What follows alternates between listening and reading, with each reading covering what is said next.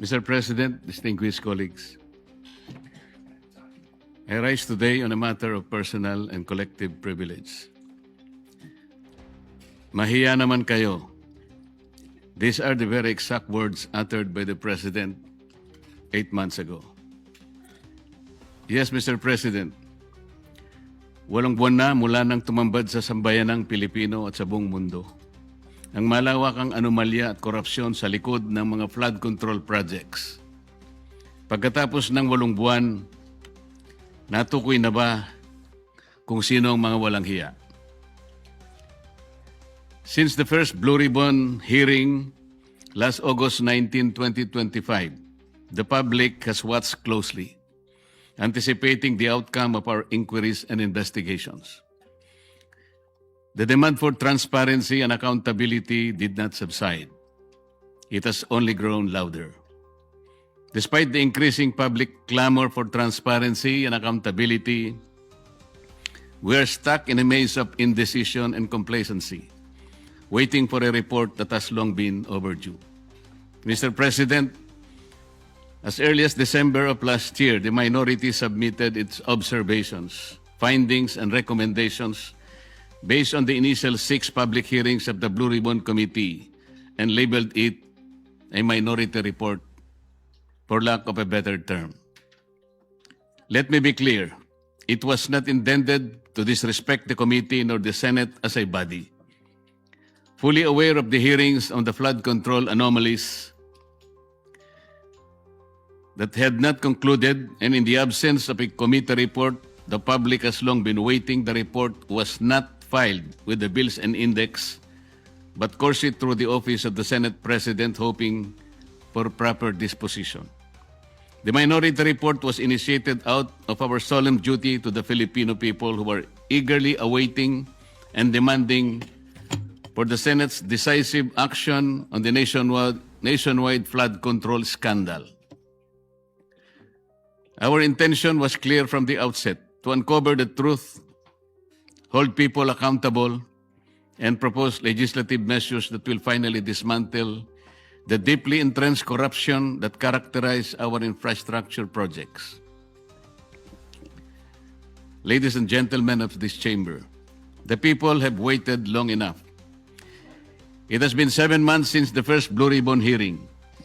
For far too long, the public have been agitated, disgusted, and tormented by the thought that more than ₱1 trillion have been openly looted from the National Treasury.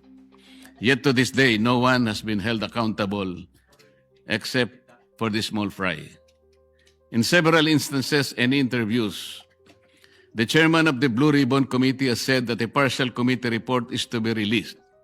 Last November 24, 2025, the chair stated in an interview, and I quote, "Magsasubmit kami ng partial committee report based on info so far gathered during the previous hearing." Natapos ang Disyembre 2025, walang report.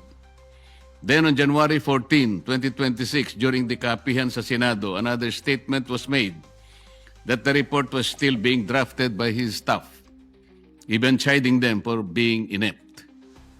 Are we supposed to depend solely on the capacity and perhaps the willingness of our staff to produce a report that the Filipino people have been waiting for?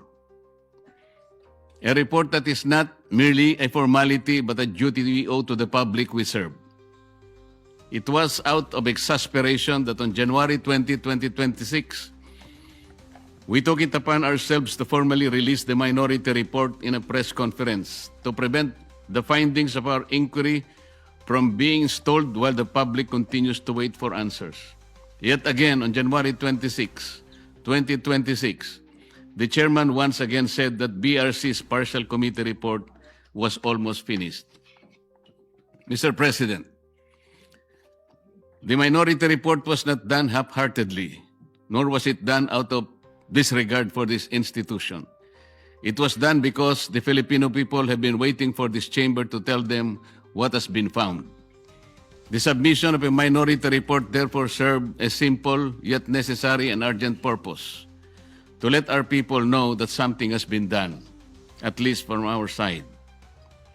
Sadly, after the minority's press conference, said report was vilified without even the courtesy of reading it. The BRC chairman was even blunt when he said that the place for the minority report is the trash bin. Sa basurahan, a submission anchored in the same hearings, three of which he actually presided, the same resource persons, and the same affidavits. Masasabi ba niyang pangbasura lang din ang lahat ng iyon? Kung itatapon sa basurahan ng ulat na ito, hindi ba't para na rin nating itinapon ang lahat ng ebidensya kasama na ang dalawang privilege speeches niya na ginamit sa minority report? With due respect, the Senate was never meant to be a place where inconvenient findings are thrown into the trash bin just because they challenge the preferred narrative. The minority report exposes how ghost and defective blood control projects stem from systemic corruption embedded in the country's infrastructure planning, budgeting, and implementation processes. It unraveled a corrupt monitoring and quality control system that gave way to a normalized system of kickbacks, rigged bidding, and budget insertions involving lawmakers, DPWH officials, and favored contractors, even as it recommended comprehensive reforms through proposed measures to address the issues across all stages of project implementation. Finally, the minority report raised serious concerns about veering away from the initial course of investigation, from pursuing major perpetrators to selective summoning of witnesses, intimidation or discrediting of whistleblowers, and the failure to summon key political figures. This shift will undermine public trust and weaken the truth-seeking function of the Blue Ribbon Committee. As we have witnessed, after the testimony of ex-Marine Sergeant Orly Gutesa, there has been a month-long halt in the investigation, giving the persons mentioned by him, John Paul Estrada and Mark Tiksay, to flee the country to parts unknown. The resignation of BRC chairman that followed already changed the narrative. Gutesa, the only witness who connected the money trail from Saldico to Martin Romualdez, was painted to have faked his notarized sworn statement. Siya pa ang tinakot kasuhan ng falsification of public documents at perjury. To rectify this, Mr. President, I just filed a disbarment complaint against Attorney Espera and administrative complaint against Executive Judge Season of Manila RTC. Meanwhile, on February 11, 2026, my office received what appears to be a draft report from the Blue Ribbon Committee, which can only assume to have originated either from the chairman's office or from the Blue Ribbon Committee which he chairs.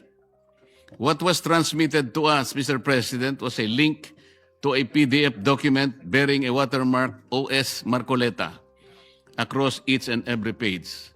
Yet the said partial report does not bear the signature of the chairman, a formality ordinarily expected of any report issued by a committee, particularly from the Blue Ribbon Committee. Given the circumstances, the status of the Blue Ribbon partial report is unclear, and it could easily be disowned or disavowed at a later time.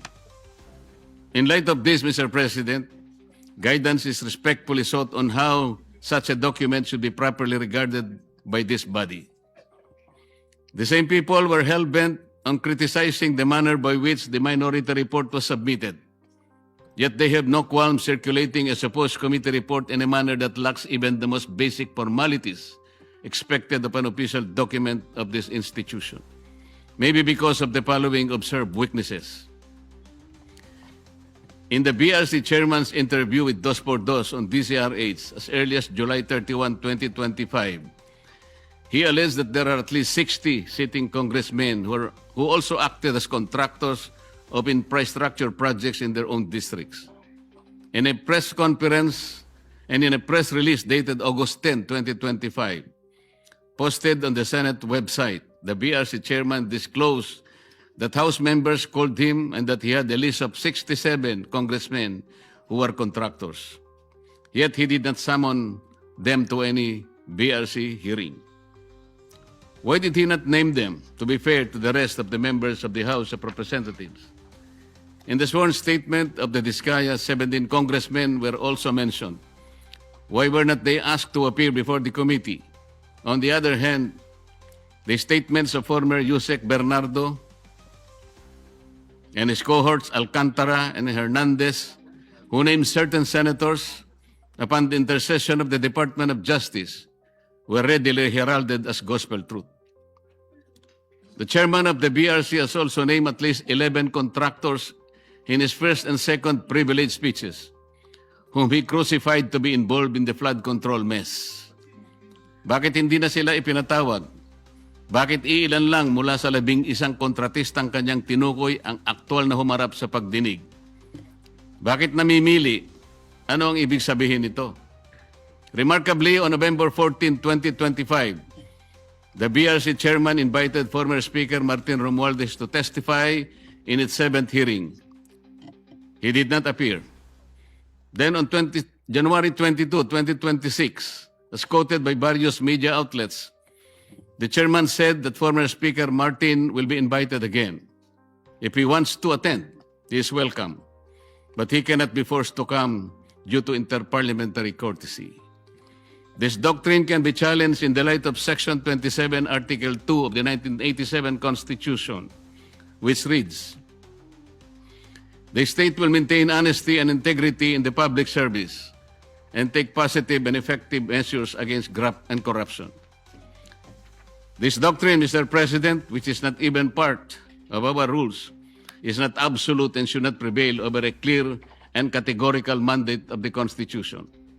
The members of Congress have no immunity from investigation, subpoena, or public scrutiny. If anything, those who occupy the highest offices in the government must be the first to answer, not the last to be asked. And on January 11, 2026, in a radio interview over DZBB, the BRC chairman said that there is no solid evidence linking former Speaker Martin Romualdez to the flood control controversy. This is deeply troubling not only for what was asserted, but for what was prematurely concluded because the records of the hearings clearly reveal otherwise. First, Gutesa, who appeared and categorically linked him to the controversy. Second, Saldico, in his several video feeds, identified him and others as the principal actor of this most despicable scandal.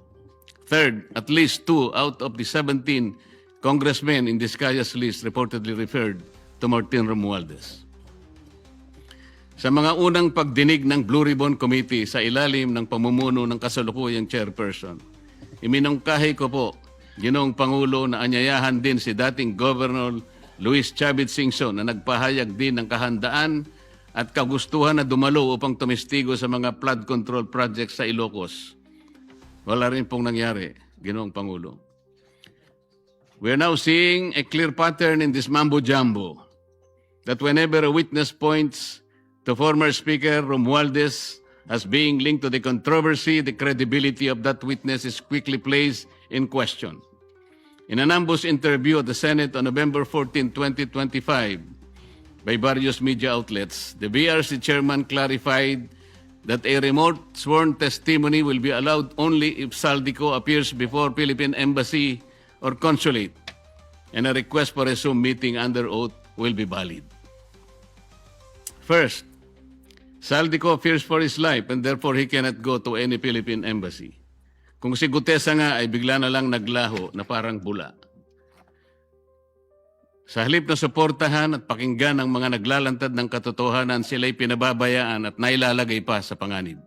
Second, the statement is incorrect because under the Apostille Convention, which the Supreme Court already implemented under OCA Circular number 210-2023, Saldico can take his oath before any commissioned notary in Portugal or elsewhere in Europe. He doesn't have to do it before a Philippine consular office. All he has to do is for his sworn statement to be apostilled in that foreign country, and it will have the effect of a statement sworn before a Philippine consulate. In the 8th hearing on January 19, 2026, the BRC chairman stated, let me emphasize the point, or one point. We always go wherever or where the evidence leads us. We do not target any particular person, nor do we have the intention to cover up for anybody. If that is truly the guiding principle of this investigation, Mr. President, then several matters should have been highlighted and pursued with equal vigor.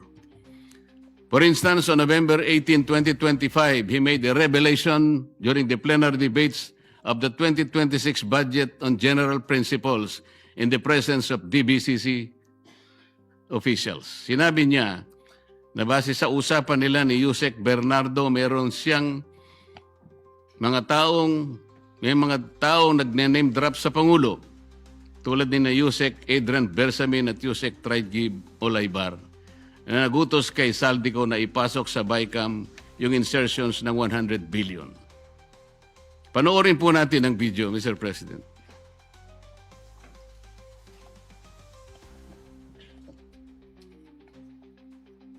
Sabi niya, ang pagkaalam niya, kasama si Yusek Adrian Bersamin. 8 billion pesos, Mr. President, in at least 10 deliveries. The modus that yung arrangement nila is, may tigisa silang armor van. May armor van si Yusek Olaybar, may armor van siya, magpapark sa basement ng Diamond Hotel, darating yung van driven by Olaybar, and possibly, sabi niya, hindi siya sigurado, and possibly along with Adrian Bersamin. Bakante yung armor van, ipapark, idadrab yung isang van na puno ng pera. Ranging from 800 million hanggang 2 billion. Umabot ng 2 billion only because sometime in March, yung kanyang date na sinasabi from, I think, March hanggang April, yung delivery. Very good nga raw siya, sabi ni Yusek Olaybar, kasi nakakapag-deliver. Ang biggest kasi naipon, because March 11,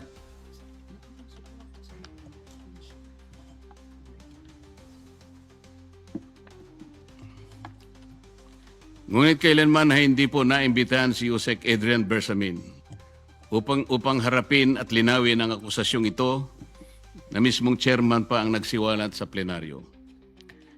Earlier, on November 14, 2025, in an ambush interview, he already disputed the statement of Saldico about the alleged 100 billion insertions allegedly made by the President in the BICAM. Ang malinaw rito, Mr. President, ay magkakaibang pahayag at pagkakaunawa sa parehong issue. Isang senyales ng kontradiksyon na posibleng pagmamanipula na dapat sana'y malinaw at tapat sa publiko. This becomes particularly concerning in light of the second supplemental affidavit of former DPWH Undersecretary Roberto Bernardo dated November 10, 2025, where he disclosed that he handled 5 billion worth of projects for former DPWH Secretary Manuel Bunoan each year from 2023, 24 to 25, with kickbacks of 15% therefrom.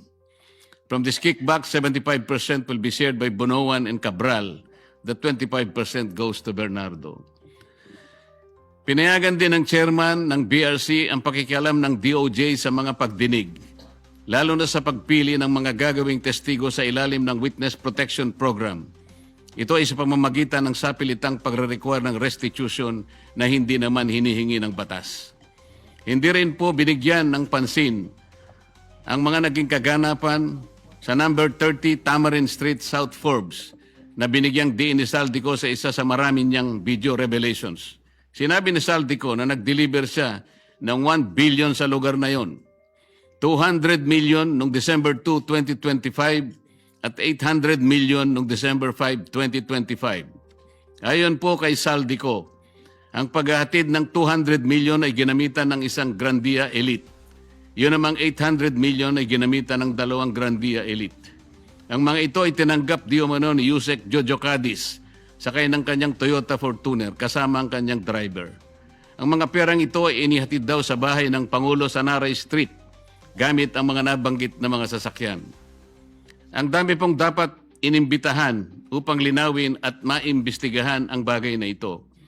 Sa Yusek Jojo Cadiz at ang kanyang driver, ang mga opisyalis ng korporasyon na may-ari raw ng bahay, si Nelson Go na dami raw ni Martin Romualdez sa nasabing korporasyon, ang security agency na bantay sa nasabing lugar upang makuha ang logbook ng pagpasok at paglabas ng mga sasakyan noong December 2 at December 5, 2025, o kaya ang CCTV footages para makilalang ganap ang mga sasakyan at drivers na may dala ng mga sasakyan at sa pagitan ng alas 9 hanggang alas 10 ng umaga. Sa halip, ang tinawag po ay dalawang babae na nagtakip pa ng mukha at hindi nagbigay ng sworn statement sa mga miyembro ng BRC. At nung tanungin ko sila, napansin naman po ninyo, Ginoong Pangulo, ang chairman pa ang sumasagot. Given the seriousness of these allegations, one cannot help but ask, why has Yusek Cadiz not yet been invited to testify before the BRC? The public deserves answers, but some key witnesses remain uninvited. In the same second supplemental affidavit of Bernardo, he further alleged that at least 5 cabinet secretaries and several undersecretaries had allocables recorded in what has come to be known as the Cabral files. On December 27, 2025, in a radio interview over DWIC, the BRC chairman echoed Bernardo's statement. At least 5 cabinet secretaries and some undersecretaries had allocables amounting to billions in the controversial 2025 budget. But the only names revealed were former DPWH Secretary Manuel Bonoan and former Executive Secretary Lucas Bersamin. Who are these other unnamed secretaries? And were they the same secretaries referred to by Bernardo in his second supplemental affidavit? We may never know because they were never invited in any of the proceedings, despite the chairman's apparent knowledge of who they were. So one cannot help but wonder if the chairman himself knew about their identities and their involvement in this whole mess. Why were they not summoned in the succeeding Senate investigations? Why were certain individuals being shielded from scrutiny? Is there someone up there who would have been implicated or whose name would have been inevitably exposed had they been made to appear before the Senate? Mr. President, the matter does not end here. On February 24, 2026, a press conference was held in which one Attorney Levy Baligod presented a joint affidavit from 18 former members of the Philippine Marine Corps, a former enlisted personnel of the Philippine Army, and a reservist of the Philippine Army. The affidavit alleges that they were involved in the delivery of maletas filled with cash to various recipients, purportedly under the orders of Saldico. Sila po ay nagpahayag ng kanilang mga nalalaman tungkol dito sa malupit na pandarambong sa Kaban ng Bayan. Nabanggit nilang muli ang 30 Tamarin Street sa South Forbes Park, gayon din ang 14 at 41 Nara Street.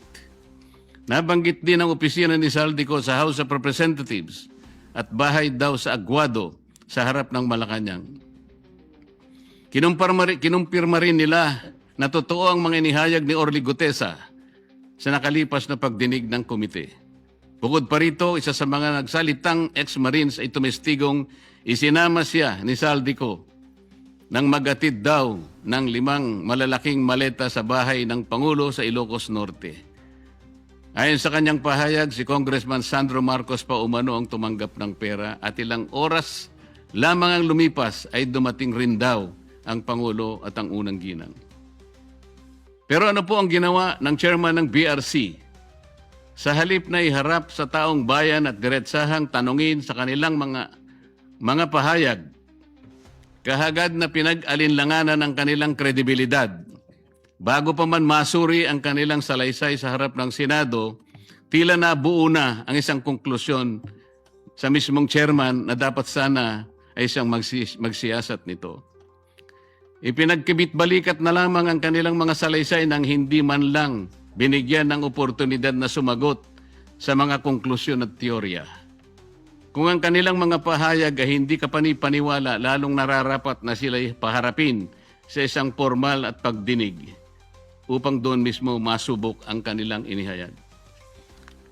Ang chairman po ba ng BRC ang dapat magpasya kung sino ang dapat ipatawag sa pagdinig kung 20 ang bilang ng miyembro ng Blue Ribbon Committee? Nakonsulta po bang isa-isa ang mga miyembro ng BRC? Kinausap po ba, halimbawa, si Senador Bam, si Senador Kiko, si Senadora Risa, Senador Gatchalian? Nagkaroon po ba ng caucus? Nagkaroon po ba ng hearing man lang? Para pagpasyan po ang napakalaking bagay nito, Mr. President. Mr. President,